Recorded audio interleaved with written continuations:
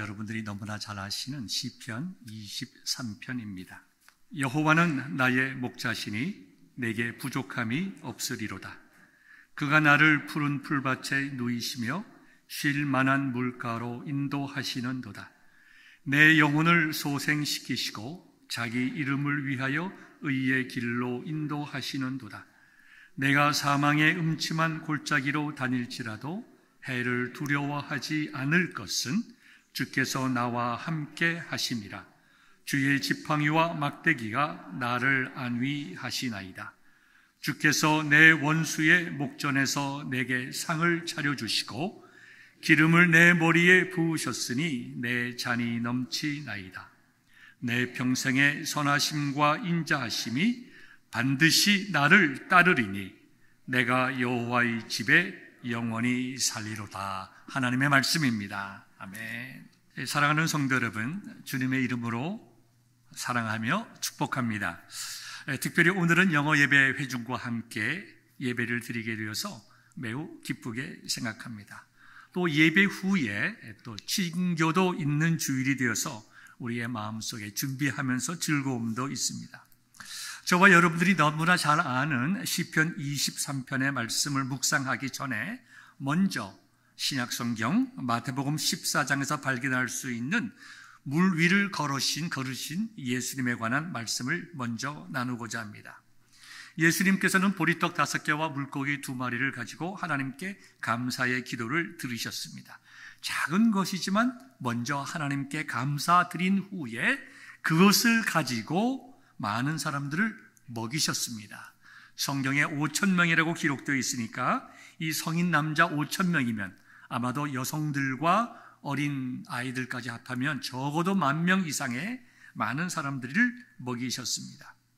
이러한 놀랍고 은혜스러운 기적을 체험한 사람들은 분명히 예수님을 가까이에서 보고 싶어 했을 것이고, 어떤 사람은 고마움, 어떤 사람은 놀라움을 예수님께 표현하고자 하였을 것입니다. 그래서 많은 사람들이 예수님께로 나아왔습니다.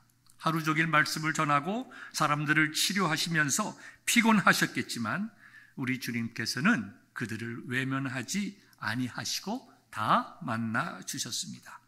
제자들에게는 먼저 갈릴리 바다 건너편으로 가라고 말씀하신 후에 나온 많은 사람들을 한 사람 한 사람씩 만나시면서 성경에 자세히 기록되어 있진 않지만 그들을 위로하시고 고쳐주시고 격려하시고 기도해 주셨을 것이 분명합니다.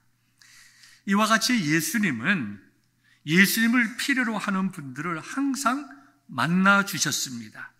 삶에 지친 사람들을 위로해 주셨습니다. 새로운 힘도 주시고 연약한 사람들을 강하게 세워도 주셨습니다. 우리 주 예수님께서는 우리에게 항상 선하신 분이십니다. 그 주님이 이 시간 예배드리는 저와 여러분들의 주님 되심을 믿고 감사할 수 있는 여러분 되시기를 주님의 이름으로 축원합니다. 한편 예수님의 말씀을 듣고 떠나서 갈릴리 바다를 건너던 제자들은 거대한 폭풍을 만났습니다. 살아갈 길이 없다고 절망했습니다. 그때에 예수님께서 물 위를 걸으셔서 그들에게 가셨고 그들을 구원해 주셨습니다. 우리가 너무나도 잘 아는 내용의 말씀입니다. 예수님께서 바다를 위를 걸으신 이 내용의 말씀을 영국에서 발행되는 크리스천 투데이 매거진은 우리가 이 말씀을 통해서 4가지 받을 교훈이 있다라고 이렇게 얘기를 했습니다. 첫 번째, 예수님께서는 우리의 삶의 폭풍을 잘 알고 계신다.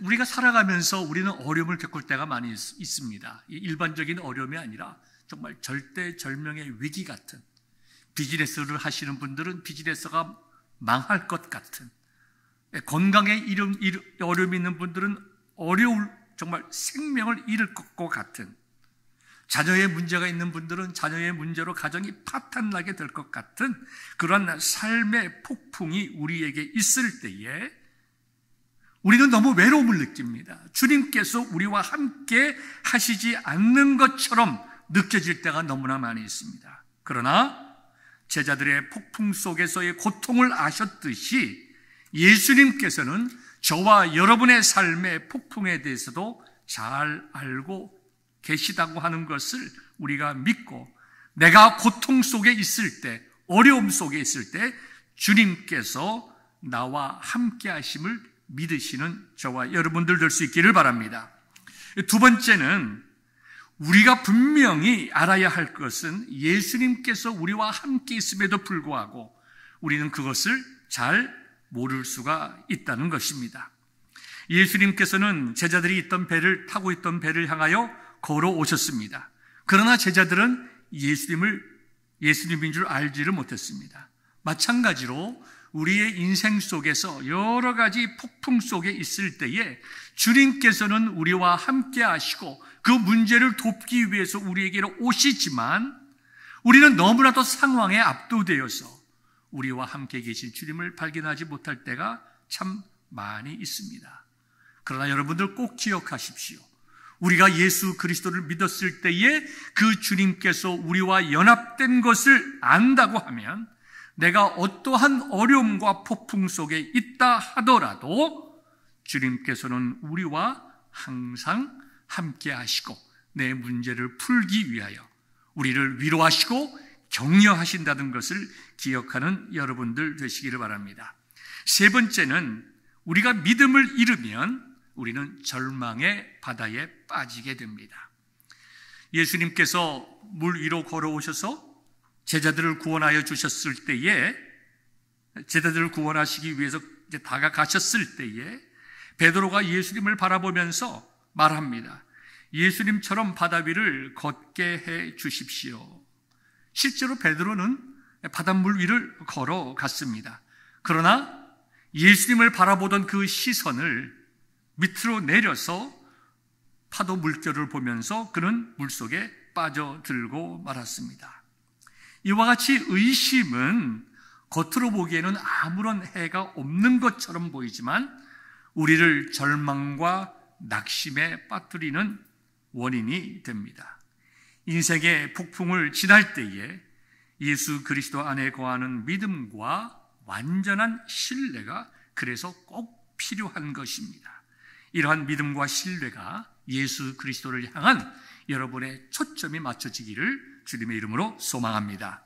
네 번째는 예수님께서는 우리가 그 모든 인생의 풍랑을 극복하고 인생의 항해를 마칠 때까지 우리를 떠나지 아니하시고 우리와 함께 계신다는 것입니다.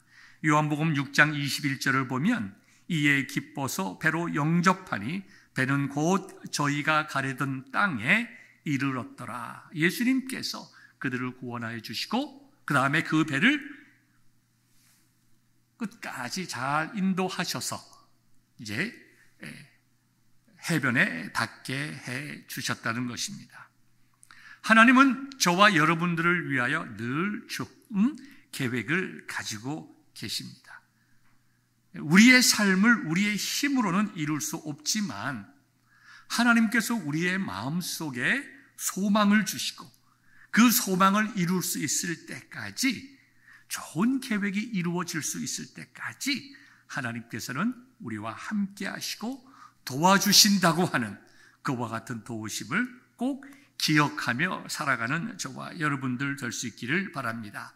이와 같은 배경 속에서 제자들과 예수님에 관한 관계 속에서 다시 이제 시편 23편으로 돌아가도록 하겠습니다. 여러분들에게 다시 한번 읽어드리겠습니다. 여호와는 나의 목자시니 내게 부족함이 없으리로다.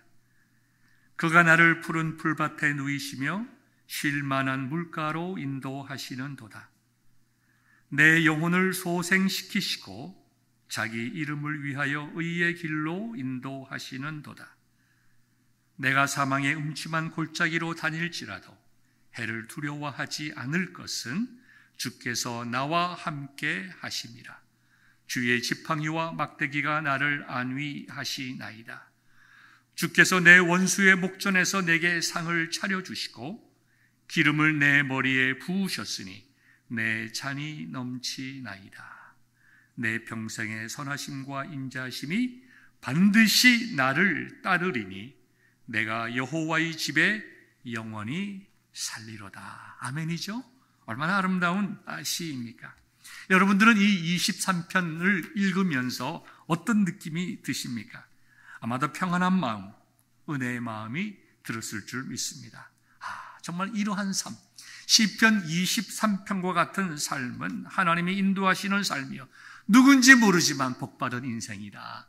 내 인생도 저렇게 복받았으면 좋겠다라는 생각이 느끼시지 않으십니까? 그래서 이 시편 23편은 시편 1편과 함께 가장 사랑받는 시편 중에 하나입니다. 그런데요, 여러분들이 이 시의 배경을 아신다고 하면 아마도 많이 놀라실 것입니다. 시편 23편의 배경에 대해서는 성경학자마다 조금씩 견해가 다르기는 합니다만은 저는 시편 23편이야말로 다윗이 인생 중에 가장 고통스럽고 수치스럽고 보통의 사람이라고 하면 이렇게 비참하고 수치스러운 인생을 사느니 차라리 죽는 것이 100배 낫겠다라는 생각이 들 정도로 세상이 무너지는 절망 속에 쓰여졌다고 믿습니다. 이 시의 배경은 다윗의 아들 압살롬의 반란입니다. 압살롬은 다윗의 셋째 아들입니다. 말도 잘하고요, 거기다가 아주 잘생겼습니다.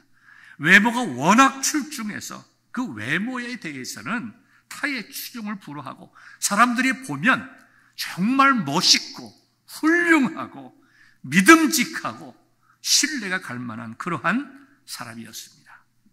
그러나 자기의 친누이를 겁탈했던 이복 형제를 죽이고 끝내 자기 아버지 다윗을 배반하여 반란을 일으킨 그러한 잘못된 인생을 살다가 비참하게 죽은 사람이었습니다.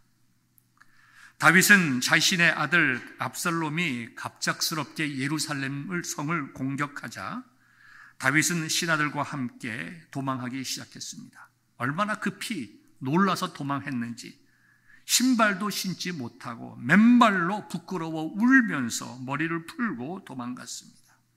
그 도망가는 다윗을 향하여 사울의 친척 시므이가 돌을 던지면서 조롱하며 독한 말로 욕을 합니다. 뭐라고 욕을 하냐 하면, 아무짝에도 쓸모없는 놈아, 하나님께서 이 나라를 너에게서 빼앗아 내 아들 압살롬에게 주었으니 너는 이 복된 약속의 땅을 떠나 지옥에나 가라. 이와 같이 사람으로서는 도무지 참기 어려운 욕을 하면서 돌을 집어 던졌습니다. 얼마나 부끄러웠겠어요. 얼마나 분노했겠어요. 이것만으로도 참기 어렵고 수치스러운데 그의 아들 압살롬은 백주 대낮에 왕궁 지붕 위에 천막을 치고 다윗의 후궁 10명을 겁탈했습니다. 전쟁에 이기면 적장의 아내를 차지함으로 승리를 선포하는 고대 근동 지방의 전쟁 관례를 흉내내어 인간의 가장 기본적인 윤리를 거역하는 패역한 행위를 했습니다. 다윗의 입장에서 집안이 망해도 이렇게 망할 수 없는 일이며 세상 사람들 앞에 부끄러워 고개를 들 수도 없는 고통이었을 것입니다. 다윗의 마음속에는 차마 사람들에게 이야기할 수는 없지만 자기 아들이 자기 후궁을 범한 그 지붕 위가 어떤 자리입니까? 자기가 그 위를 거닐다가 충실한 장군 우리아의 아내 밧세바의 벗은 모습을 보고 자기 아내로 맞이했잖아요. 그리고 그 남편을 죽였잖아요. 그 현장 그 자리에 자기의 아들이 자기의 후궁들을 범하는 것을 보면서 그의 심정이 하나님과 사람 앞에 어떠했겠습니까? 어떻게 보면 죽음보다 더 고통스러운 절대절명의 순간을 다윗은 오늘 본문 23장 4절에서 사망의 음침한 골짜기를 헤매는 자신이라고 표현을 했습니다. 설교 시작 때 말씀드린 그 제자들의 고난 속으로 다시 들어가 봅시다. 풍랑을 만난 제자들도 죽음의 고통 속에 있었지만 다윗의 아픔과 고난은 그 예수님의 제자들의 절망과 고난보다 더 큰 고통이었을 거예요. 제자들은 죽음을 두려워했지만 다윗은 죽으려고 해도 죽을 수 없는 고통이 그에게 있었을 것이라는 것입니다. 그러나 오늘 저와 여러분들이 말씀을 나누고자 하는 핵심은 바로 이겁니다. 예수님의 제자들도 풍랑을 만나서, 인생의 풍랑을 만나서 정말 고통과 절망과 두려움 속에 있었고, 다윗 역시 그들보다 더 심한 절망과 어려움 속에 있었지만 대처하는 방법은 너무나 달랐다는 것입니다. 먼저 다윗을 보겠습니다. 마태복음 14장에 기록한 내용을 보면 예수님께서 풍랑을 헤쳐 나가기 위해 애쓰는 제자들에게 그들을 살리시기 위하여 바다 위를 걸어서 그들에게 가셨습니다. 그런데 제자들은 예수님을 알아보지 못하고 유령인 줄 알고 놀라서 두려워했습니다. 소리를 질렀다고 26절에 기록이 되어 있습니다. 배가 풍랑을 만났을 때의 유령을 보면 그 배는 파산되고 선원들은 다 죽는다고 하는 어부들 사이에 미신이 있었기 때문에 지금 우리들이 편하게 표현한다고 하면 아이고 이제는 우리가 다 죽었구나, 완전한 절망과 낙담 속에 빠져서 그 두려움에 완전히 압도되고 말았습니다. 문제 해결을 위한 아무런 대안도 없었습니다. 어떻게 해야 할 바를 알지도 못하고 그저 두려워하고 고함 지르고 허둥대고 있었습니다. 우리도 어땠을까요? 만약에 우리가 그런 자리 속에 들어갔다고 하면 아마 우리도 대부분 비슷한 행동을 하지 않았을까 하는 생각이 들어갑니다. 충분히 그 상황 속에서 제자들 이해할 수 있습니다. 그게 우리 인간입니다. 이제 다윗을 보십시다. 상황은 전혀 바뀌지 않았습니다. 압살롬의 반란군이 언제 어디서 나타날지 알 수 없는 위기의 상황입니다. 죽음보다 더 고통스러운 수치와 모멸감이 이루 말할 수 없이 그에게 닥쳐왔습니다. 그런데 제자들처럼 다윗은 고함 지르지 않았습니다. 도리어 그 상황 속에서 다윗은 이렇게 하나님 앞에 노래했습니다. 여호와는 나의 목자시니 내게 부족함이 없으리로다. 무슨 상황도 맞지 않는 이런 표현과 반응이 있었을까요? 다윗은 왕이 되기 전에 원래 목동이었습니다. 그의 직업적인 경험을 살려서 하나님께 대한 자신의 마음을 표현했습니다. 여러분이 아시는 대로 양들은 목자를 전적으로 신뢰합니다. 목자가 양들과 함께 있다고 느껴져요. 양들이 내 목자가 지금 나와 함께 있다라고 느껴질 때에 양들은 평안을 누립니다. 여호와는 나의 목자시니 라고 하는 이 말씀은 내가 지금 고난 속에 있어도 내 육체적인 생명과 모든 인격과 내 영혼이 무너지는 것 같은 이 상황 속에 있어도 하나님은 지금 나와 함께 하신다. 여러분, 다윗도 우리와 똑같은 인간이에요. 그도 아름다운 여인을 보고 남의 아내임에도 불구하고 다 뺏어가 가버리는 그와 같은 우리와 같은 인간들입니다. 그런데 다윗에게도 고난과 두려움과 있었겠지만 그는 그의 마음이 감정적으로 평안하기 이전에 그가 의지적으로 하나님께서 나와 함께 있사오니 내가 평안할 수 있습니다 라고 믿음의 고백을 하는 거예요. 2절을 보면 그가 나를 푸른 풀밭에 누이시며 쉴만한 물가로 인도하시는 도다라고 기록했습니다. 양들은요, 배가 고프거나 두려움을 느끼면 결코 드러눕는 법이 없습니다. 강아지들도 그렇잖아요. 편하고 배를 드러내잖아요. 지금 시편 기자는 다윗은 이렇게 노래합니다.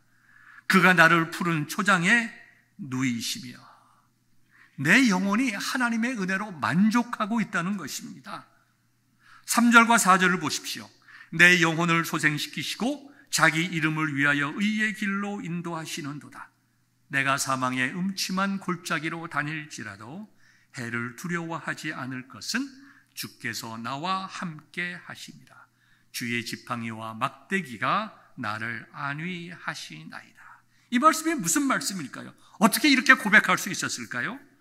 우리를 향하신, 특별히 다윗은 자신을 향하신 하나님의 선하심이 지금 고난과 어려움과 혼란 속에 있지만 자기의 삶을 형통한 길로 인도하시고 죽을 수밖에 없는 상황 속에 있다 하더라도 하나님께서 앞장서서 그 모든 문제들을 치워주시고 길을 열어주실 것이다라고 하는 믿음의 고백을 하고 있는 것입니다.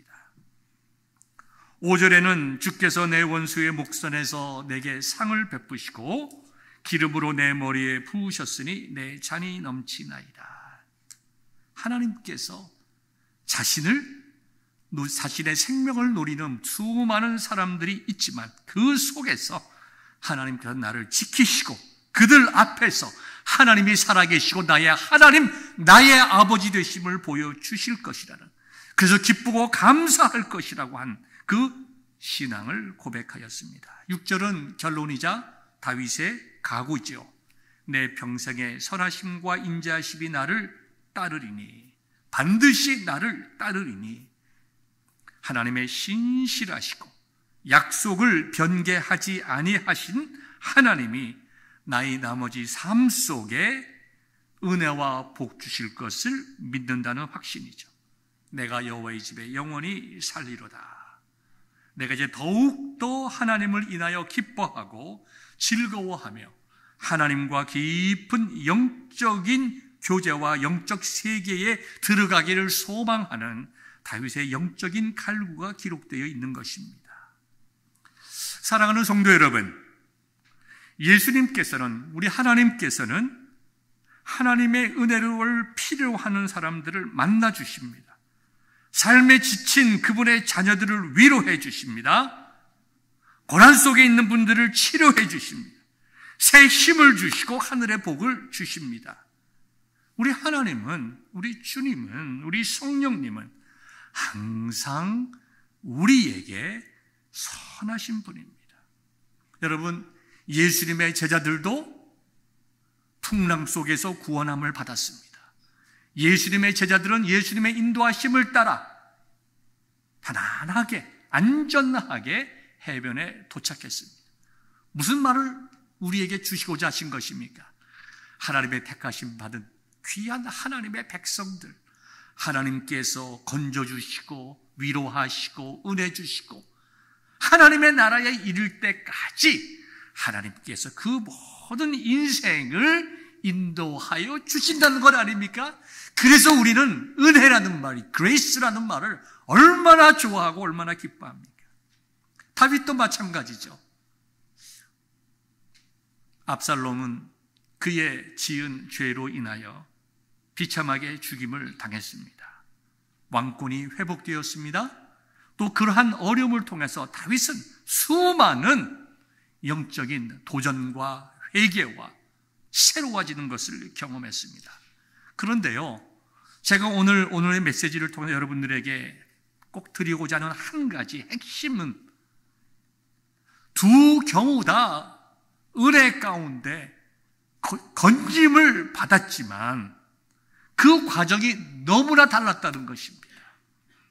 예수님의 제자들은 인생의 고통과 괴로움과 절망으로부터 건짐을 받는 그 순간까지 쉬지 않고 끊임없는 고난 속에 있었고 끊임없는 두려움과 절망과 좌절 속에 살아갔다는 것입니다.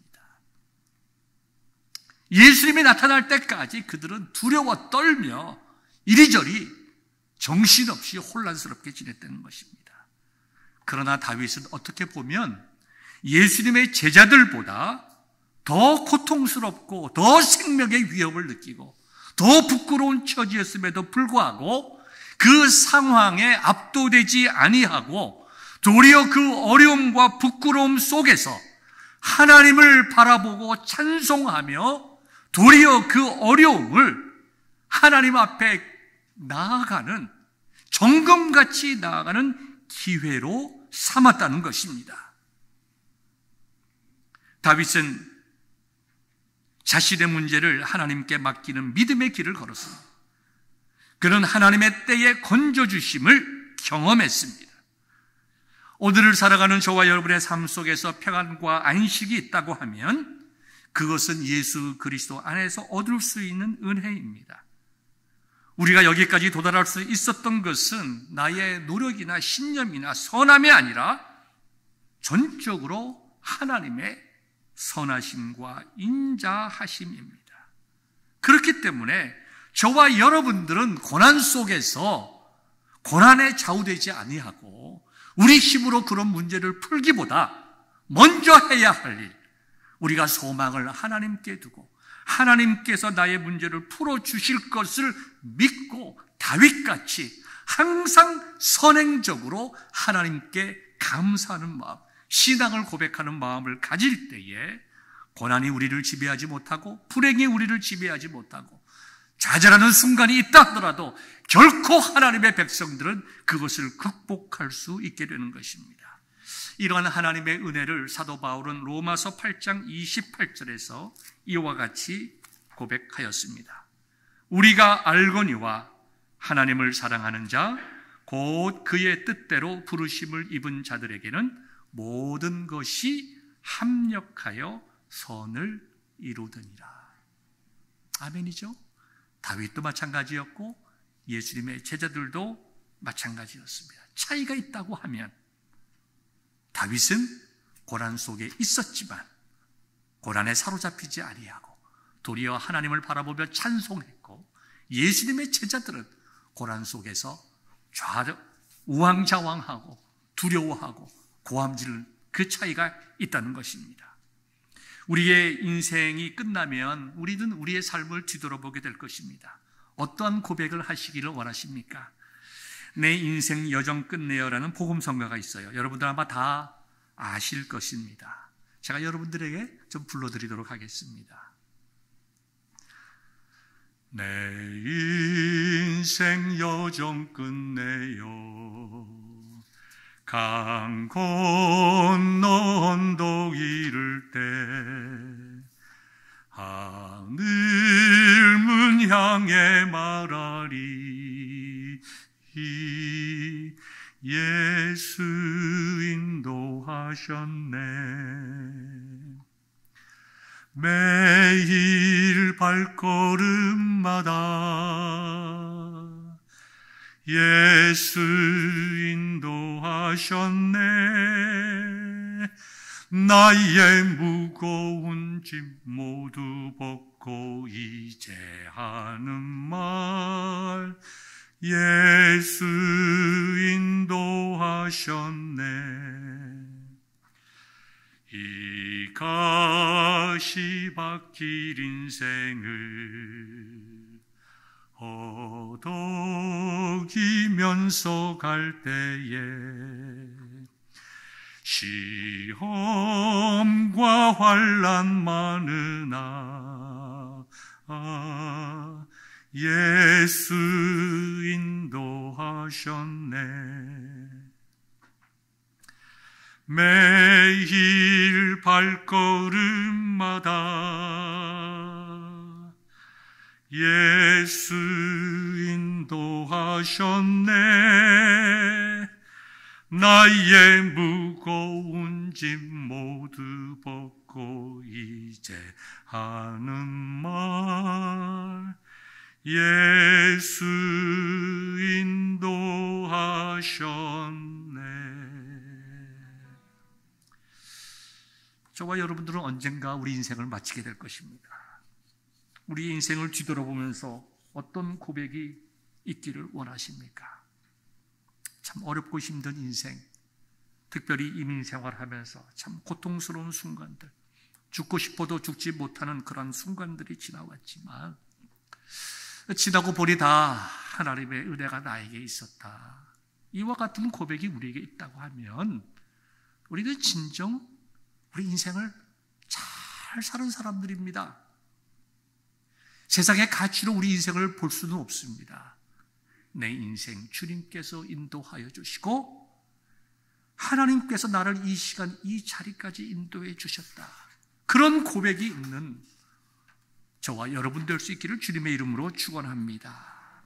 때론 우리 인생이 공허하고 어렵고 상처가 있을 때가 있지만 그럴 때에 주님은 우리 곁에 오십니다. 우리에게 기름을 주시고 치유하여 주시고 정말 삶의 기쁨이 없었던 우리에게 포도주를 부어주신다. 삶의 기쁨과 감사를 주신다는 거죠.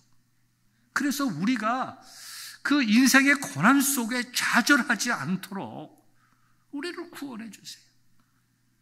우리가 자녀들을 양육합니다. 특별히 아들이 있는 분들은 마음에 다 제 말을 이해하실 거예요. 딸들은 좀 다르지요. 아들이 고생하는 거 알 수 있습니다. 그러나 부모는 그냥 놔둡니다.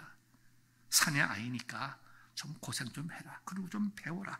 젊어서 하는 고생 돈 주고도 산다. 돈 주고라도 해야 된다. 그러나 자식이 지치고 넘어지면 그거 가만둘 부모가 세상에 어디에 있습니까? 죄악된 인간도 그리하거늘 하나님께서 저와 여러분들을 내두시겠습니까? 그렇지 않아요. 여러분 마음속에 아픔이 있습니까? 고난이 있고 혼란이 있습니까? 하나님은 우리를 인도하여 주세요. 그 하나님께 소망을 두고 믿음을 고백하고 믿음의 삶을 살아갈 수 있는 저와 여러분 될 수 있기를 바랍니다. 다윗처럼 미래에 일어날 구원을 현재의 일로 믿음으로 받아들이고 고백하고 상황에 압도되지 않기를 바랍니다. 하나님을 바라보는 자들을 외면하지 아니하시고 고통에서 건져주시는 신실한 하나님께 소망을 두고 믿음으로 승리하는 그와 같은 길을 걸을 수 있기를 바랍니다. 그리고 그러한 길을 걸을 때에 하나님께서 우리에게 평안을 주시는 거예요. 사망의 음침한 골짜기에 있을지라도 하나님으로부터 받을 도움이 있습니다. 부르짖어 구하면 하나님께서 우리에게 달려오십니다. 지팡이와 막대기로 우리를 인도하시고 보호하시고 길을 열어주시고 우리의 상처를 치유롭게 해주시고 새롭게 하시고 새 힘을 주셔서 좌절하지 아니하고 찬양하며 걸어갈 수 있도록 우리를 인도하여 주십니다. 그러므로 이 시간 여러분의 마음속에 가정에 비즈니스에 아니면 관계성 속에 어려움이 있으면 기도하세요. 그리고 소망의 하나님을 바라보세요. 하나님, 나의 모든 것을 아시는 하나님, 나의 모든 것을 이해하시고 도우시기를 기뻐하시는 하나님, 나를 도와주세요. 소망을 하나님께 두고 기도함으로 승리하는 우리 모든 베델교회 성도 될 수 있기를 주님의 이름으로 축원합니다.